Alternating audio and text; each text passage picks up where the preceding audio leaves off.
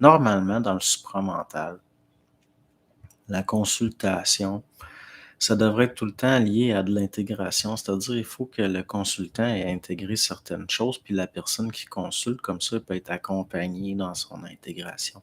Là où ça devient, où le bas blesse, c'est au niveau que si le consultant n'a pas réellement intégré des choses, mais plutôt qu'il a créé une doctrine. Là, à ce moment-là, le coaching, la consultation va consister à vous endoctriner. Vous allez payer pour ça. Puis, au fond, la vraie évolution, là, je parle pas au niveau évolutif là, collectif, mais à un niveau plus petit, là, l'évolution, la vraie, au niveau de votre évolution, ça va être quoi finalement? Ça va être quand vous allez vous rendre compte que la doctrine n'est pas que vous avez payé pour n'est pas réelle, que vous allez être déçu, puis par des chocs de vie, finalement, les événements vont vous faire intégrer que c'était pas réel. C'est-à-dire, c'est à ça qu'elle va avoir servi la consultation.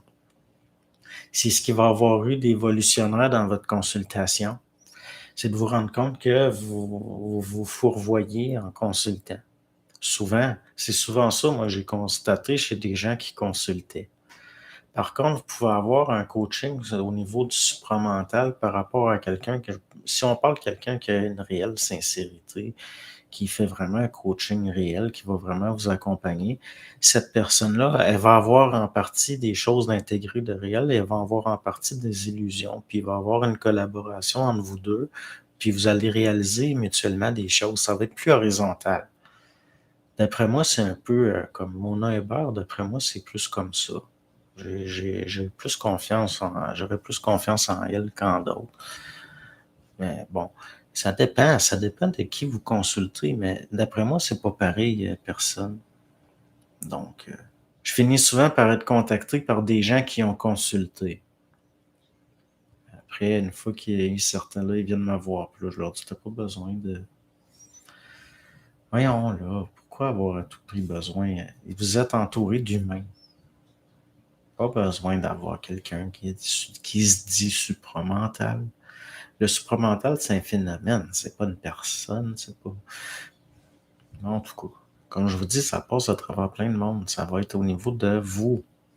Votre perception à vous, ça change ce qui se passe autour.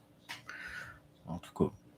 C'est pas important l'intelligence de votre interlocuteur parce que ça n'a pas rapport avec ça.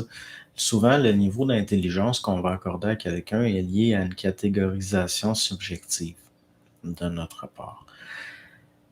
J'ai même pu étudier certaines choses, puis j'ai vu certaines choses, j'ai compris certaines choses des fois avec juste en observant, par exemple, justement des animaux. Votre interlocuteur, il y a toujours de l'intelligence dedans, puis il y a toujours moyen de voir quelque chose de nouveau. Souvent, les fois où ce que j'ai discuté le plus avec des gens, puis qu'on a fait l'étude ensemble de des choses, je posais une question, je disais, bon, telle affaire, c'est-tu réel? Puis là, l'autre personne, elle regardait ça, elle disait, ça me dit quelque chose, puis elle écrivait sur un papier, puis après ça, on mettait ça de côté, là, elle disait, toi, ça te dit quoi? Toi, ça te dit quoi? Puis là, de mon côté, je disais ce que ça m'avait dit, puis tout, puis après ça, on regardait ça avec ce qui est. Mais c'est là, on peut même se rendre compte qu'il y a de la télépathie, des phénomènes télépathiques. Ça ne veut pas dire que l'information est réelle.